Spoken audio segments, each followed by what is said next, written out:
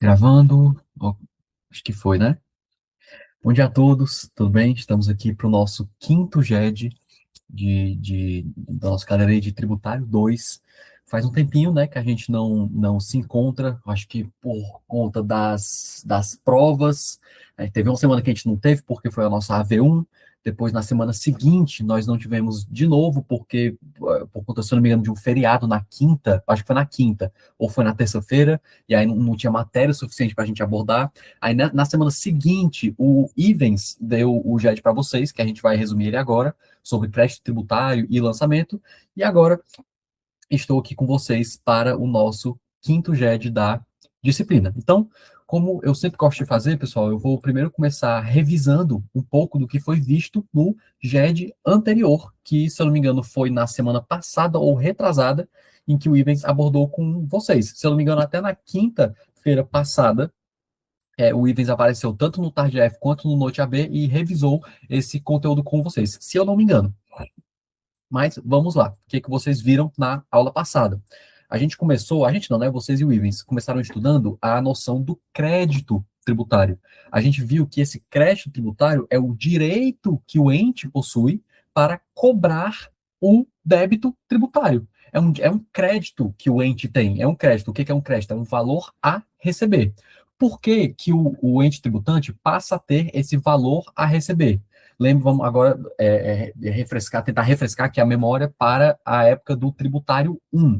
Em direito tributário 1, a gente estudou que hipótese de incidência mais ocorrência de um fato gerador é igual a obrigação tributária. Então, se eu pratico um fato gerador e a partir de então nasce a minha obrigação de pagar esse débito tributário, ao mesmo tempo nasce para o ente tributante esse direito de me cobrar o cumprimento dessa obrigação tributária. Muitas vezes é a obrigação aí de pagar, não é mesmo? Então, essa obrigação de pagar chama-se de crédito tributário, esse direito do ente de me cobrar. Perfeito? Nós vimos também, foi aí visto por vocês no GED anterior, que o que é o lançamento, certo? O lançamento, pessoal, nada mais é do que esse processo de cobrança do crédito tributário. Você recebe, por exemplo, um boleto de IPTU na sua casa, dentro ali do administrativo interno da Secretaria de Finanças de Fortaleza, ocorreu esse processo administrativo chamado de lançamento, que foi o que constituiu, verificou aí a ocorrência do seu fato gerador, que é, no caso, ter um imóvel territorial urbano, e então gerou esse seu crédito tributário de pagar IPTU. Quais são, pessoal, algumas das finalidades desse lançamento? A primeira é verificar a ocorrência do fato gerador, se ele aconteceu de fato ou não. Segunda, determinar a matéria legal aplicável, qual legislação, por exemplo, se aplica, é a de IPTU, é a de IPVA, nós estamos falando de ICMS, então verificar essa ocorrência. Terceiro, calcular o montante. O que está incidindo aqui? É só o tributo principal? É juros? É alguma multa, eventualmente? Então, verificar aí qual é o valor a ser efetivamente pago pelo contribuinte. Quarta finalidade desse processo administrativo que a gente chama de lançamento é a identificação do sujeito passivo. Perceba que aqui a gente não fala que é a identificação do contribuinte, mas do sujeito passivo, porque a gente já sabe que sujeito passivo é dividido tanto entre contribuinte e responsável tributário.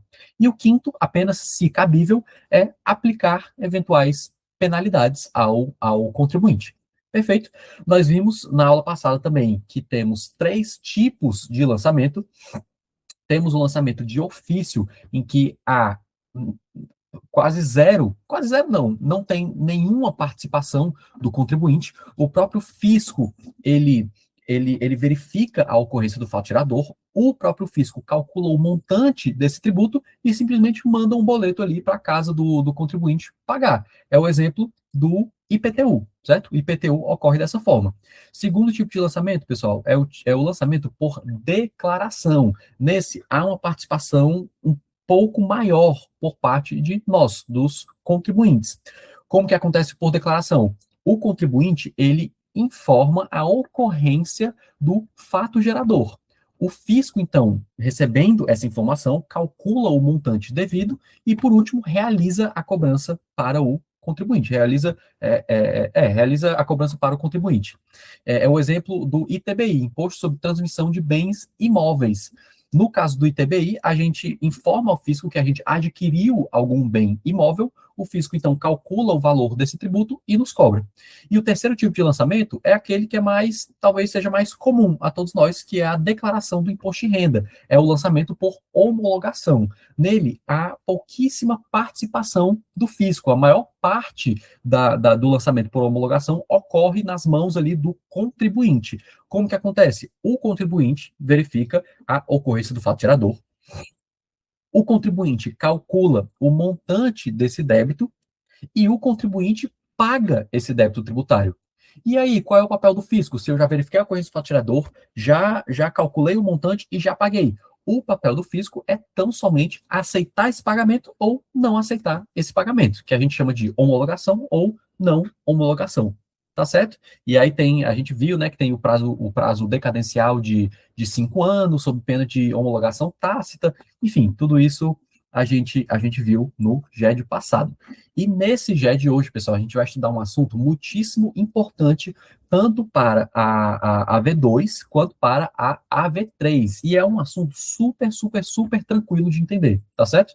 A gente vai estudar, gente, a suspensão do crédito tributário. Muitas vezes a gente começa a estudar crédito tributário e já vai logo direto para as hipóteses, né? Já vai logo entendendo o que é moratória, o que é depósito montante e tal, mas a gente vai tentar entender, eu vou tentar introduzir aqui para vocês um pouco na prática de como ocorre esse crédito tributário, o que é dizer que um crédito tributário está efetivamente suspenso. Então, nós temos algumas hipóteses aí, a moratória, o depósito montante integral, a inciso terceiro, reclamações e recursos administrativos, inciso 4 e 5, concessão de medida liminar, seja em mandado de segurança, seja em outras ações, e inciso sexto aí, o parcelamento. Então, nós temos, eu não sei se o Jório já eventualmente tratou disso com vocês, mas nós temos essa frasezinha que nos ajuda a lembrar todas as hipóteses taxativas de suspensão do crédito tributário, chamado de modere cocopa. Não sei se vocês já viram dessa forma, não sei se o Ivens já deve ter falado isso para vocês, ou se o próprio Jório já falou isso para vocês, não sei. Mas esse modere cocopa nos ajuda muito a memorizar quais são todas essas hipóteses de suspensão do crédito tributário. Moratória, depósito, reclamações e recursos, concessão de liminar em mandado de segurança, o outro concessão de liminar em outras ações, e o último, parcelamento, modere cocopa, tá certo? Então, gente, o que significa suspender um crédito tributário? Entendam, a suspensão de um crédito tributário, ele não vai extinguir, ele não vai anular uma dívida tributária. A dívida tributária, ela vai continuar existindo como normal, certo? Mas a suspensão, ela impede que o fisco cobre esse tributo enquanto durar os motivos da suspensão. E o que é o fisco cobrar esses tributos? É qualquer medida parecida com, por exemplo, inscrever o débito em dívida ativa, promover uma execução fiscal contra o devedor, penhorar bens do devedor. Então, enquanto o crédito tributário está suspenso, é absolutamente vedado ao fisco realizar qualquer atividade ou qualquer procedimento de cobrança desses débitos. Perfeito? Então, isso é a suspensão do crédito tributário. Por exemplo, vou ler aqui um exemplo para vocês. Empresa, loja boa, compra LTDA, recebeu ou foi autuado, né, foi lavrado contra essa empresa um auto de infração por suposto não pagamento de ICMS de R$ 50.000. A empresa expressamente discorda dessa cobrança e apresenta uma reclamação trabalhista, que é o nosso inciso 3 aí do artigo de suspensão do crédito tributário. Nesse momento, como a gente vai ver, automaticamente a apresentação dessa reclamação trabalhista faz com que o crédito tributário fique suspenso. E a partir de então, o fisco não pode, de forma alguma, realizar a cobrança desse crédito tributário. Tá certo? Então, vamos aqui para falando sobre o depósito do montante integral. Com licença. Até botei aqui a frase do modere cocopa aqui para a gente lembrar onde a gente está. Então, a gente está no DE aqui, perfeito? Que fala do depósito do montante integral. Então, no inciso segundo, a gente vê essa possibilidade. A gente vê essa possibilidade como mais uma hipótese de suspensão do crédito tributário. E como que essa suspensão ocorre?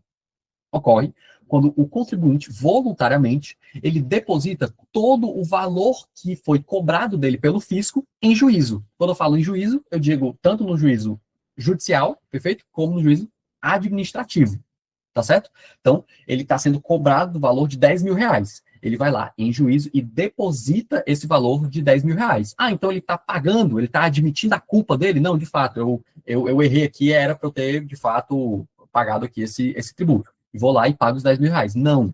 O depósito do montante integral, pessoal, ele não é um pagamento. Ele é simplesmente uma garantia. Por quê?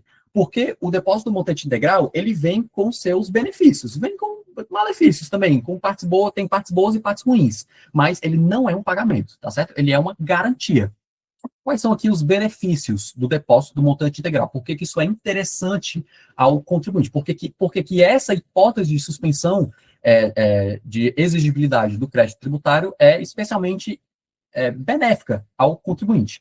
Porque ela interrompe a incidência de juros e multa de mora, quando eu garanto esse valor em juízo. Em que sentido? Eu recebi uma notificação, perfeito, para o pagamento aí de 10 mil reais.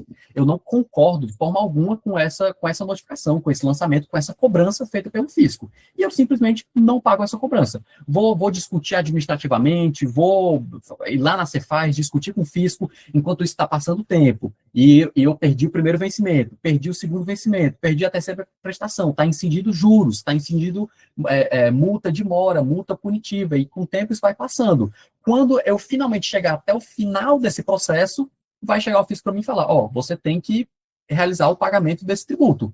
E vai incidir sobre esse tributo, não, o valor agora não vai mais ser aqueles 10 mil reais do início da nossa história aqui, mas um valor atualizadíssimo lá para frente, certo? Para 2, 3 anos depois, com juros e com multa também, perfeito? Então, o depósito do montante integral, ele existe para que não incida esses juros e essas multas de mora em cima desse valor principal, perfeito?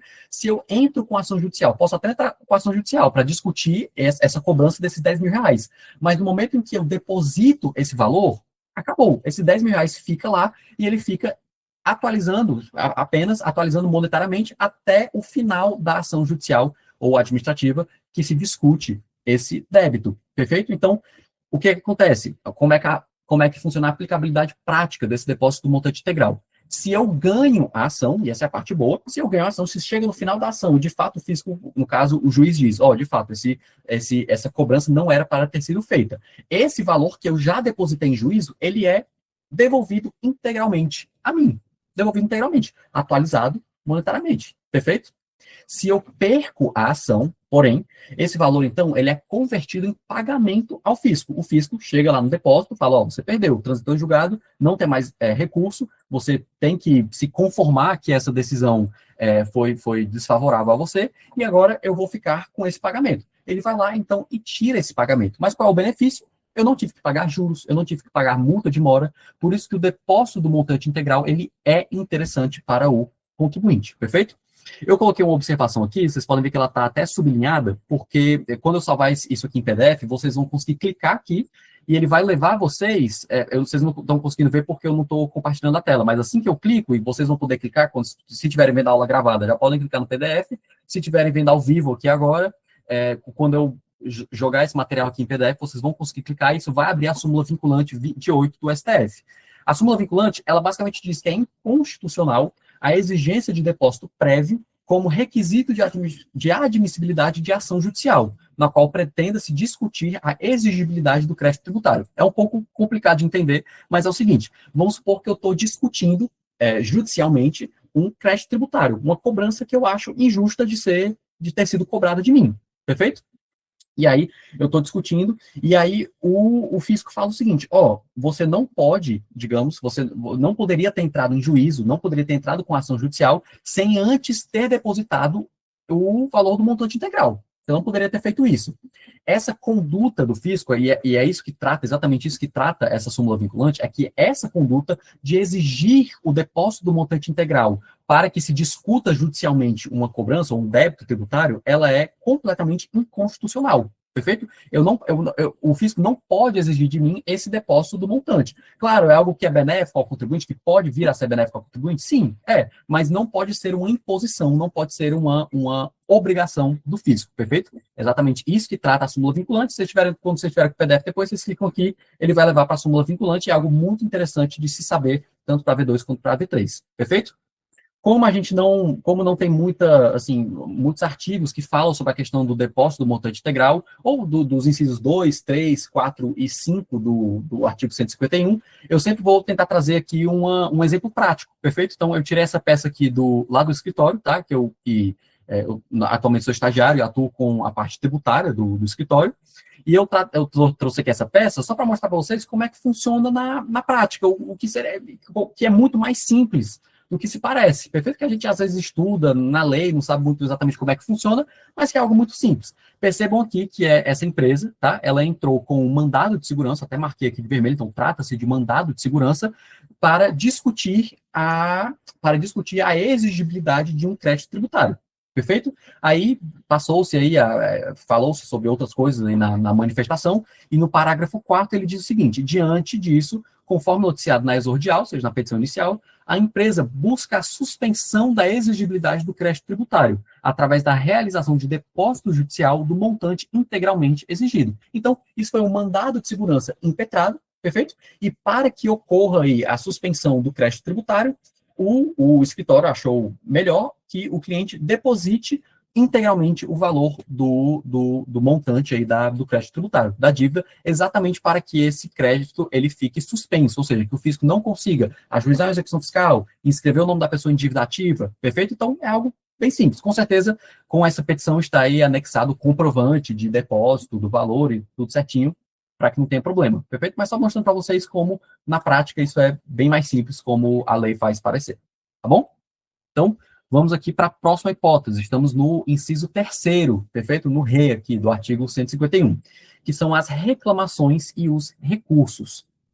A gente observa, pessoal, as reclamações e os recursos, a gente observa essa hipótese de suspensão do crédito tributário quando o contribuinte ele discorda de um lançamento tributário. No momento que ele discorda de um lançamento tributário, o que ele pode fazer? Ele pode apresentar uma defesa administrativa. Uma defesa administrativa dentro do próprio órgão fiscal. Aqui no Ceará, no caso, é o CONAT, certo? É o contencioso administrativo, é o contencioso tributário ligado aí à Cefaz, perfeito? Então, no momento em que ele apresenta essa defesa administrativa, também chamada de impugnação administrativa, também chamada de reclamação administrativa, perfeito? Mas no momento em que ele interpõe essa defesa administrativa, automaticamente o crédito se suspende, ou melhor dizendo, a exigibilidade desse crédito se suspende, perfeito? E enquanto esse processo não for definitivamente julgado, o que significa definitivamente julgado? Significa, perdi em primeira instância, entrei com recurso. Quando em segunda instância ele transitar em julgado, até ele transitar em julgado em segunda instância, porque eu apresentei uma reclamação e depois apresentei um recurso, perfeito? Então, até ele em segunda instância transitar em julgado, esse crédito ele não pode ser cobrado pela Fazenda, perfeito? Ele fica suspenso, por conta exatamente do inciso 3º do artigo 151 do CTN. Como é que isso funciona na prática?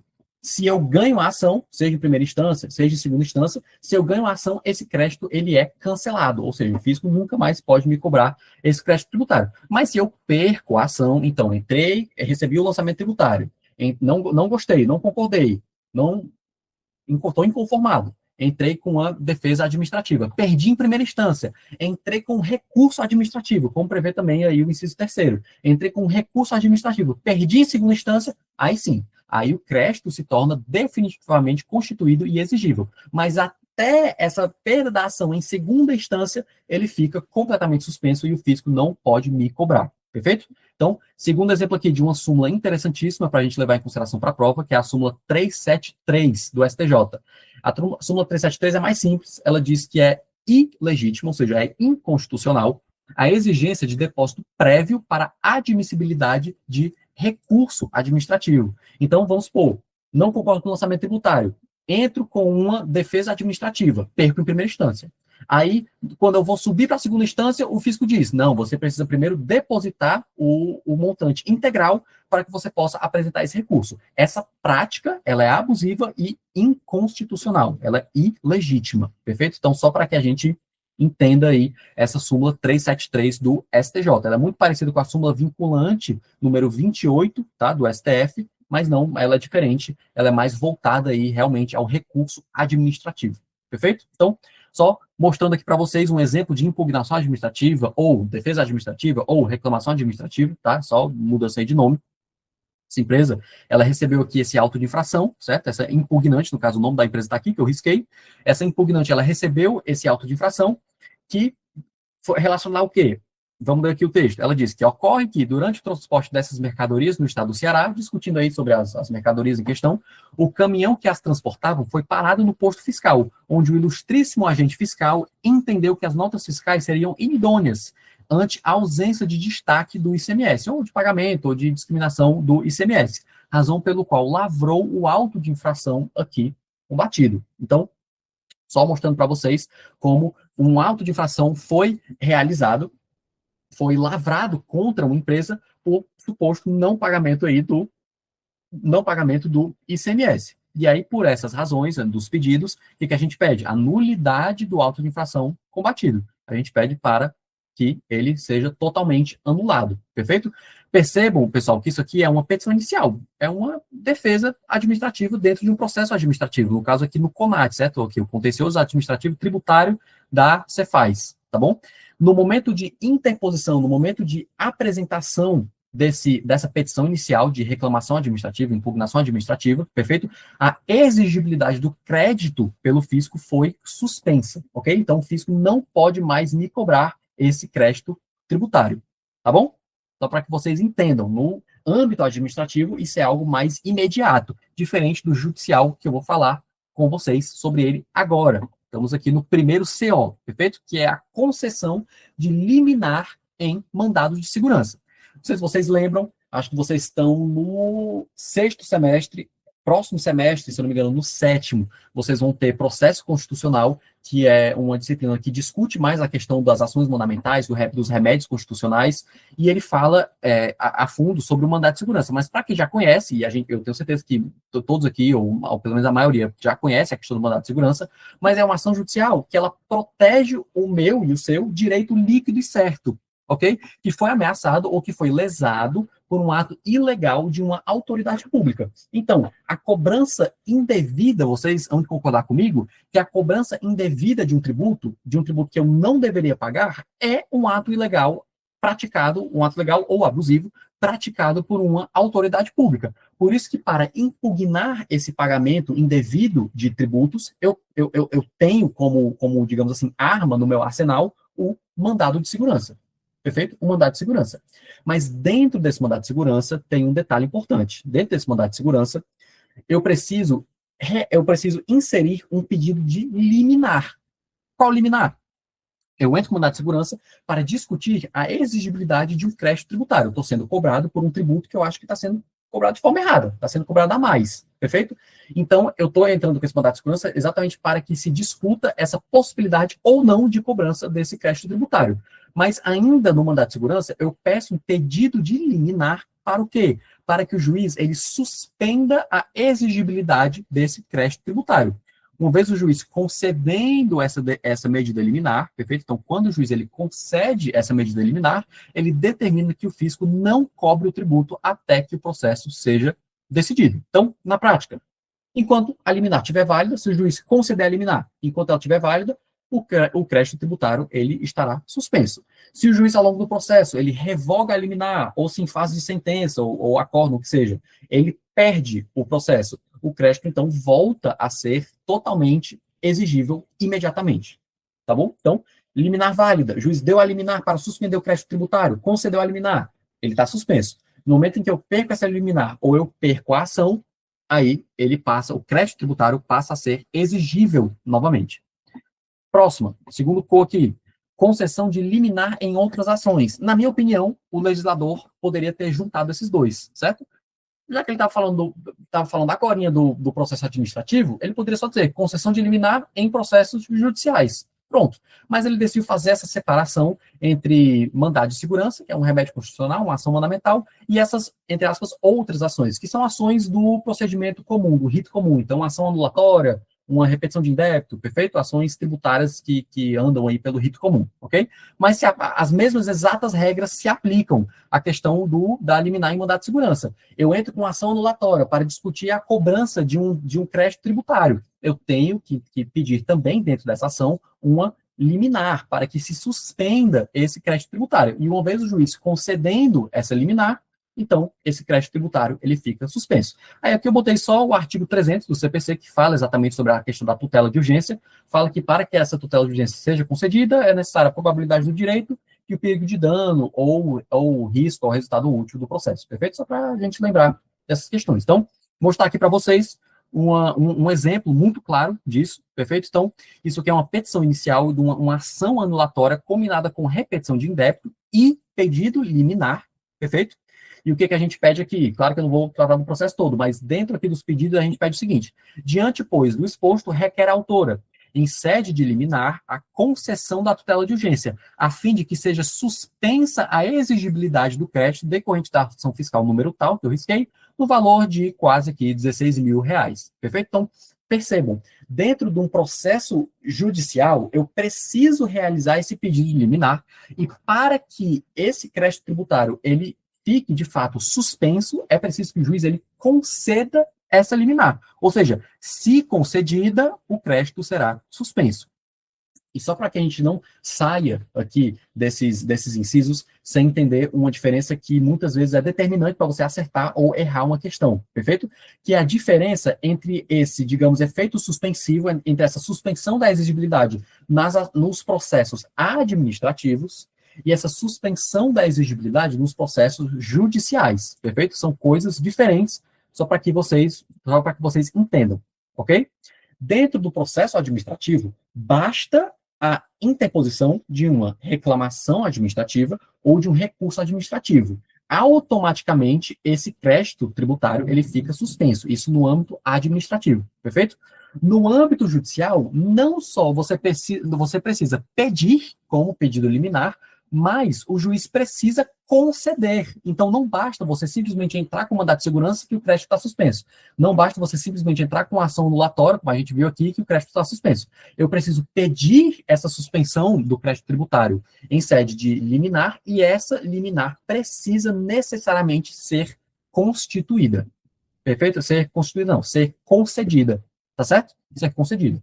Então, fiquem com isso em mente dessa diferença entre o processo administrativo, algo mais imediato, e o processo judicial, algo que demora um pouco mais, vai depender da concessão ou não do juiz, tá bom? Então, pessoal, terminando essa parte mais, assim, mais fluida e mais fluida dos incisos 2 ao inciso 5, tá? Agora a gente vai voltar para o inciso primeiro, para onde fala da questão da moratória, tá bom? Então, voltamos para o inciso primeiro. Depois que a gente terminar a moratória, a gente fala do PA aqui, certo? Do final, que no caso vai ser aí o parcelamento, tá bom? Moratória a gente vai ficar um pouco mais de tempo, vai ver mais com calma, porque tem alguns artigos que falam sobre ela, tá bom? Isso logo após o artigo 151, ela vai, se eu não me engano, do 152 ao 155, perfeito? Então, o que é a moratória? O que é essa hipótese, essa primeira hipótese, esse primeiro inciso de suspensão do crédito tributário? O que é a moratória? Moratória, pessoal, é algo super simples. Ela é uma prorrogação do prazo legal para o pagamento de um tributo, e sempre concedido por lei, perfeito? Ela é uma prorrogação. Antes, eu precisava pagar nessa data, nessa aqui. Agora, por conta dessa moratória, por conta dessa nova lei, agora eu só preciso pagar no final do ano. Eu preciso pagar só meses depois. Por quê? A moratória, ela existe, gente, para de forma, assim, bem prática, ela dá um fôlego ao contribuinte. Ele dá um tempo para o contribuinte pagar. Às vezes por situações de calamidade, às vezes por uma situação de não sei, algo que acontece no nosso país, em que o contribuinte ele precisa uma crise séria, emergencial, e que o contribuinte ele precisa desse fôlegozinho a mais para pensar, para dar tempo de juntar recursos para realizar esse pagamento. Então, no exemplo que eu dou aqui, certo? Eu estou tratando de uma hipótese de uma moratória circunscrita. É algo que a gente vai falar, eu acho, se não me engano, daqui a 2 slides, 2 ou 3 slides, perfeito? Mas o exemplo é o seguinte: durante uma grande enchente no estado de Santa Catarina, o governo estadual edita uma lei concedendo moratória do ICMS por 6 meses aos contribuintes localizados em municípios atingidos pelo desastre. Tá bom? Então, só para que vocês entendam, enquanto um contribuinte precisava pagar o ICMS no início de janeiro, agora ele só precisa pagar o ICMS em julho. É basicamente isso, 6 meses depois, tá? Então, enquanto o Estado já poderia estar exigindo esse ICMS em janeiro, agora ele só pode, agora mudou aí a sua data de vencimento do pagamento desse, digamos, boleto de ICMS para julho do mesmo ano. Perfeito? Por quê? Por conta da moratória. Um detalhe importante, gente, que a gente precisa levar, talvez não é um detalhe que vai fazer toda a diferença agora, mas quando a gente tiver em parcelamento, que a gente realizar uma pequena comparação entre moratória, vai ser essencial para que vocês consigam diferenciar uma coisa da outra. Mas na moratória, perceba que a gente está falando de créditos não vencidos. Ora, se a moratória fala da ampliação, da dilação desse prazo de vencimento, a gente está falando de créditos que, não, obviamente, não estão vencidos. Perfeito? Enquanto eu precisava pagar, enquanto o vencimento do meu IPTU era dia 10 de janeiro, agora, por conta dessa nova lei aí, dessa nova moratória, agora o vencimento do meu IPTU agora é só dia 10 de junho, alguns 5 meses depois. Perfeito? Então, a gente está falando de créditos que não venceram ainda. Perfeito? A moratória, ela atinge créditos não vencidos, tá? A gente vai falar sobre isso também. A moratória, gente, ela pode ser concedida em caráter geral, tá lá no 152, parágrafo 1º, ou em caráter individual, perfeito? A que é concedida em caráter geral, ela é aquela concedida por lei. No momento de instituição de uma nova lei de moratória, ela automaticamente beneficia todos os contribuintes que se enquadram nas condições estabelecidas naquela lei. Então, um exemplo, durante a pandemia da Covid-19, o Estado X, ele edita uma lei estadual prorrogando por 6 meses o pagamento do ICMS para todas as empresas. Muito parecido com o exemplo que eu acabei de dar, só que agora é relacionado à pandemia, certo? Então, percebam, todas as empresas que atuam dentro daquele estado e que, obviamente, foram impactadas, isso é algo generalizado pela pandemia da Covid-19, agora elas não precisam mais pagar ICMS no primeiro mês do ano. Elas só precisam pagar o ICMS 6 meses depois, ou seja, só lá no 7º mês do ano. Percebam que foi uma concessão em caráter geral. Todo mundo que se adequava àquela lei automaticamente recebeu o benefício de prorrogação do prazo de vencimento do seu ICMS, tá certo? Então, isso é a concessão em caráter geral. Já a concessão em caráter individual, ela analisa aquele indivíduo especificamente. Tanto que a concessão em caráter individual, ela depende não só de lei que permite, mas de despacho de autoridade administrativa, ou seja, de despacho administrativo concedendo àquela pessoa. Então, é uma moratória que ela é concedida, a moratória concedida em caráter individual, ela é concedida a um contribuinte ou a um grupo específico, pequeno de contribuintes. Perfeito? Com base sempre na lei que autoriza essa concessão. Ela depende não só do requerimento, ou seja, ela não tem, diferente da de caráter geral, ela não tem os efeitos automáticos. Ela depende, a de caráter individual, depende do requerimento daquele indivíduo, daquele contribuinte, certo? E a análise individual, claro que administrativamente, a análise individual, que vai lançar um despacho administrativo concedendo ou não concedendo a moratória para aquele caso específico ali daquela pessoa, perfeito? Então, é um caráter individual. Essa pessoa, ela precisa preencher determinados requisitos previstos em lei e ela precisa requerer ao juízo administrativo. Você faz, eu tenho direito de receber essa moratória, por favor, me conceda essa moratória, e aí a Cefaz vai lá e lhe concede ou não essa moratória, perfeito? Então, um exemplo, a empresa Alfa, atingida por um grande incêndio, comprova grave crise financeira e solicita à Cefim a concessão de moratória individual para pagamento do ISS.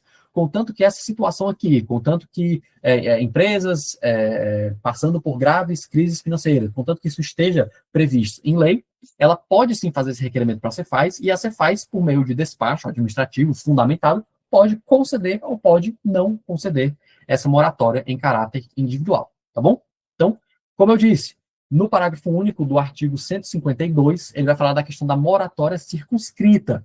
Eu vou ler aqui para vocês a letra da lei do parágrafo único e depois vou dar um exemplo só para a gente entender, perfeito? Então, Parágrafo único. A lei concessiva de moratória pode circunscrever expressamente a sua aplicabilidade a determinada região do território da pessoa jurídica de direito público que a expedir, ou a determinada classe ou categoria de sujeitos passivos. Então, gente, aqui o que ele está dizendo é que a moratória pode ser circunscrita a uma determinada região, a uma determinada classe específica de pessoas, a uma categoria de sujeitos passivos. Então, vai ser só para pessoas acima de 60 anos. Ah, isso é uma discriminação. Não, isso é permitido, porque a moratória, de acordo com o parágrafo único do artigo 151 do CTN, a moratória ela pode sim ser circunscrita. Então, aqui eu dou o mesmo exemplo que eu dei ali no início da nossa explicação sobre moratória, que diz que durante o grande enchente, em Santa Catarina, o governo edita uma lei concedendo moratória de ICMS por 6 meses aos contribuintes localizados em municípios atingidos pelo desastre. Ou seja, são só os contribuintes daquele município, daquela região, que foram afetados pelas enchentes. Então, essa é a moratória circunscrita, ela não é discriminatória,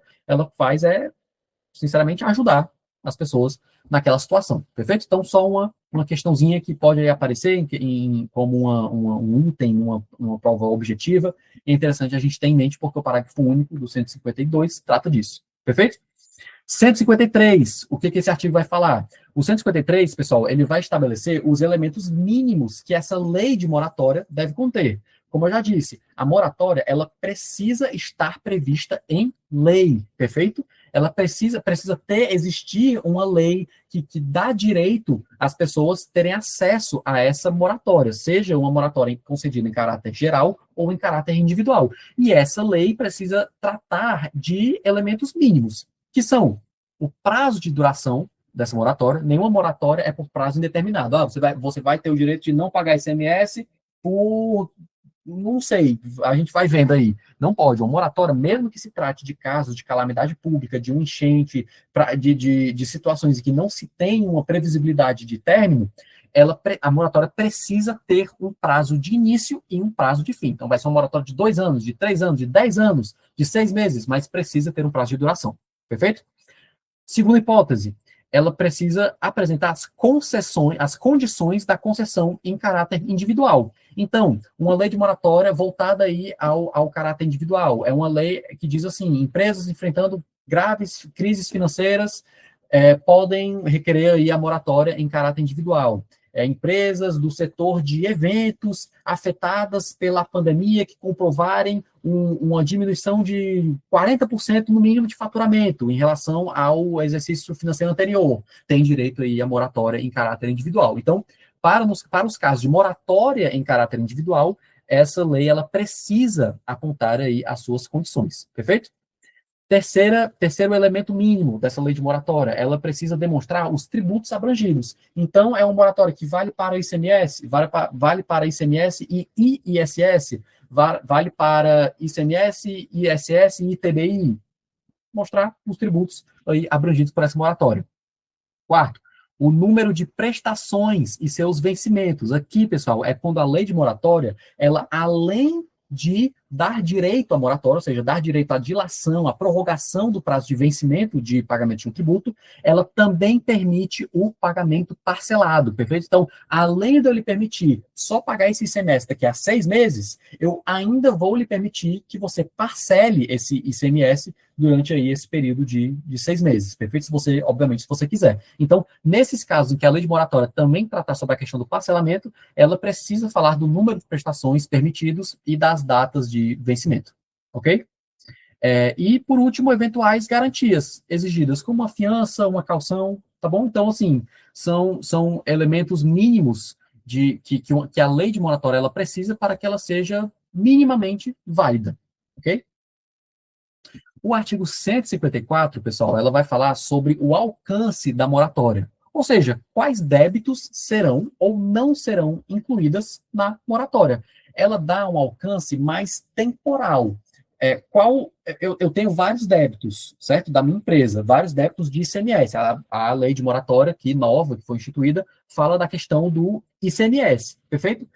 Mas quais débitos de ICMS? Os meus do ano passado, quais débitos eu vou poder postergar aí o prazo de vencimento? São os meus débitos de 2023? São os meus débitos de 2025? Os meus débitos que eu ainda vou ter de 2028? Não sei. Então, o 154, ele delimita esse alcance temporal da moratória. Então, em regra, ok? Em regra, Isso é interessante a gente ter em mente, ok? Porque a regra geral, salvo disposição de lei em contrário. Mas, em regra, a moratória ela não vale para débitos futuros, apenas débitos já existentes ou em fase de constituição. Perfeito? Então, assim, ela não vale para um IPTU de 2026. Se a moratória é de 2024, ela vale para o meu IPTU de 2024, de 2023, de 2022, ok? Mas ela não vale para débitos futuros, salvo, obviamente, se a lei permitir. Então, os dois exemplos que eu dou aqui é um exemplo em que tá incluso, os débitos estão todos incluídos na moratória, e o exemplo 2 em que eles não estão. Então, exemplo 1. Uma empresa, ela tem débito de IPTU referente a 2024, já lançado e notificado, ou seja, crédito tributário devidamente constituído. Se em janeiro de 2025 o município editar uma lei concedendo a moratória, o crédito já constituído de IPTU de 2024 pode ser alcançado, porque já está definitivamente constituído. Então, é basicamente isso. Lei da moratória é de 2025, débito é de 2024. Se a lei permitir que a moratória alcance esses débitos aí terão o seu vencimento postergado. Exemplo 2, uma lei de moratória foi publicada em 2025, não alcança o IPTU de 2026, salvo se ela expressamente disser que também abrangerá créditos futuros. Tá bom? Por isso que é a regra geral. É salvo disposição de lei em contrário. Ok? No parágrafo único desse artigo 154, a gente vai ver que a moratória ela não aproveita caso de dolo, fraude ou simulação, perfeito? Ou seja, pessoas que, por dolo, fraude ou simulação, constituem créditos tributários, elas não podem se beneficiar da moratória, tá? Em que sentido? A moratória, ela tem para que eu consiga me beneficiar da moratória, eu preciso ter a boa-fé. Isso é um elemento obrigatório para que eu consiga aí ter acesso aos efeitos dessa moratória, perfeito? A frase que eu coloquei aqui é que a moratória ajuda quem precisa, é o povo da enchente, é o povo que a empresa queimou, que precisa desse fôlego, dessa dilação do prazo de vencimento, mas ela não ajuda quem trapaceia. Então, o exemplo que eu dei aqui, a explicação pode até não ficar clara, mas no exemplo sempre fica, que é o seguinte: o município de Aurora concede a moratória de 12 meses para o pagamento de ISS a empresas de eventos afetadas pela pandemia. Um exemplo que eu acho que até dei agora.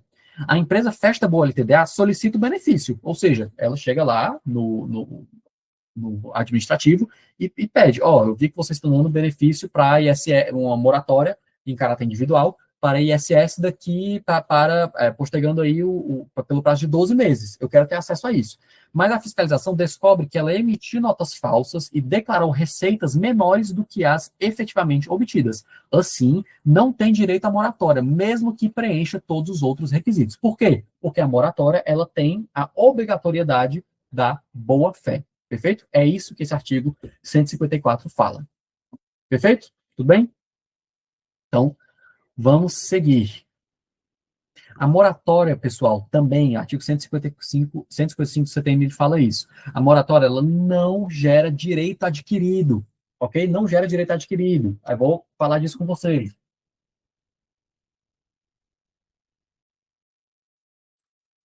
Descumprindo qualquer das hipóteses de concessão dessa moratória, então a pessoa, para que ela tivesse acesso à moratória, ela precisava estar quite de todos os seus débitos estaduais. Ela precisava ter pagado já todo o seu IPTU, todo o seu... IPTU não, porque é municipal, mas precisava pagar todo o seu ICMS e todo o seu IPVA, perfeito? Para ter acesso aí à moratória relacionado a outro tributo, perfeito? No momento em que essa pessoa deixa de cumprir essa obrigação imposta aí pela moratória, ela então poderá ser revogada de ofício, não gerando direito adquirido. Nesse momento, se restabelece o crédito tributário nas mesmas bases anteriores, acrescidos dos correspondentes juros e mora. Perfeito? Isso aqui, pessoal, quando eu estava lendo o artigo 155, na época que eu digo assim, há um ano atrás, um ano e meio atrás, que eu estava estudando esse artigo 155, eu também não entendi sem exemplo, perfeito? Essa questão da moratória, ela não gerar direito adquirido, ficou meio ambíguo para mim. Mas com exemplo, a gente tem de tudo. Vamos ler aqui. A empresa AgroSol LTDA foi notificada em 10 de março de 2025. Então, prestem atenção nas datas, ok? 10 de março de 2025, ela foi notificada para pagar R$ 120 mil de ITR, Imposto sobre Território sobre propriedade territorial rural, referente ao exercício de 2024. Então, 10 de março de 2025, ela foi notificada para pagar R$ 120 mil de ITR. Alegando perdas de safra em razão da seca, a empresa solicitou à Receita Federal moratória individual, pedindo prazo adicional de 12 meses para efetuar o pagamento. O pedido foi deferido, ou seja, a empresa AgroSol, ela conseguiu essa moratória a concessão dessa moratória em caráter individual, aí pedindo um prazo adicional de 12 meses para efetuar o pagamento do 120 mil de ITR.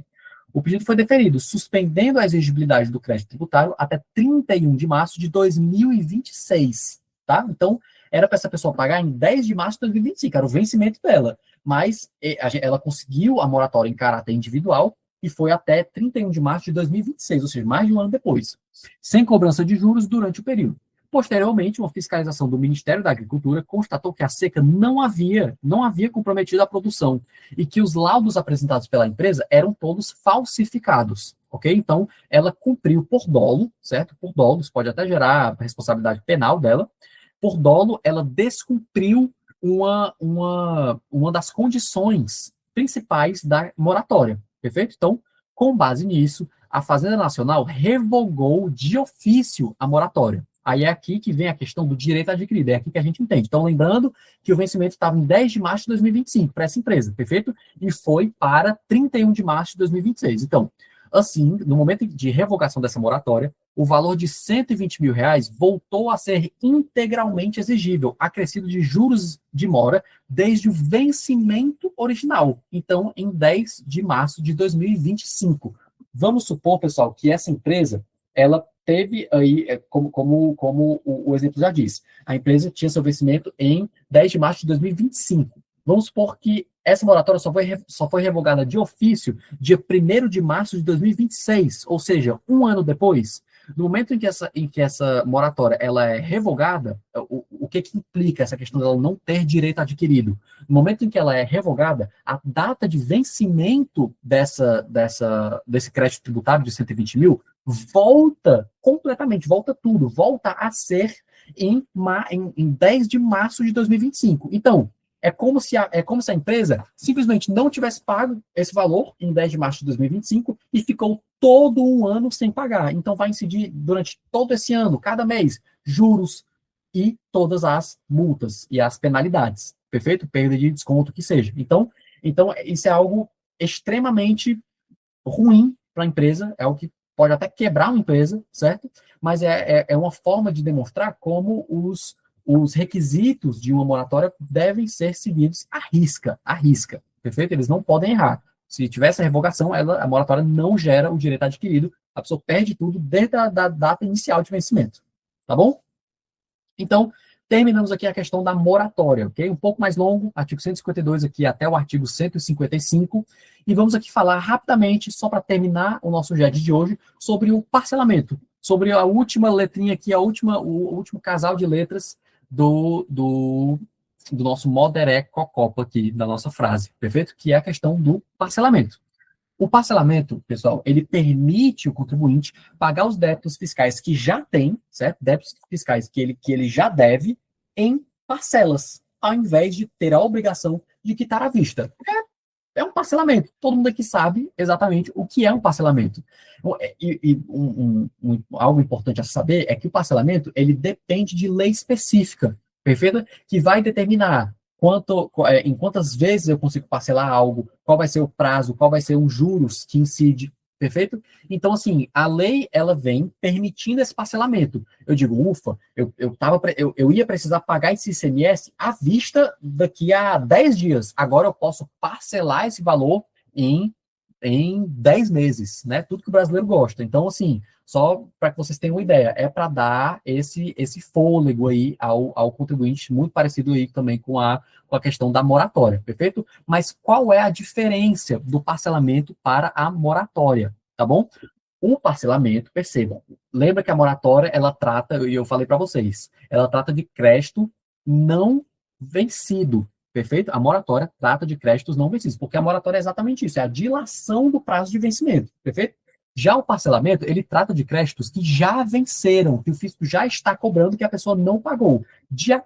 Em relação a esses débitos, aí sim, aí a pessoa pode parcelar, pode dividir esse débitos em várias parcelas, ao invés de ter que quitar esse valor à vista.